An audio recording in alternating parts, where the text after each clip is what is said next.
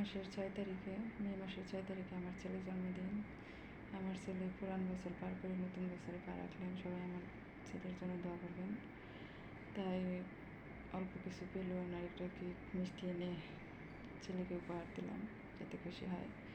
তো মাশাআল্লাহ, আমার ছেলে অনেক খুশি যে আজ তাদের বাবা বাসায় না থাক, তার মা সকল চাহিদা পূরণ করছে। তো আপনাদের দোয়া ভালো আছি।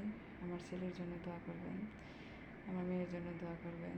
আমি যেন সুস্থভাবে ইনকাম করে ভালো থাকি, বাচ্চাদের পাশে থাকতে পারি, বাচ্চাদের জন্য কিছু করে রেখে যেতে পারি ইনশাআল্লাহ। আল্লাহ যেন আমার প্রতি সহায় হন, সর্বদাই যেন সুস্থ রাখেন ইনশাআল্লাহ। সবাই ভালো থাকবেন। আল্লাহ হাফেজ।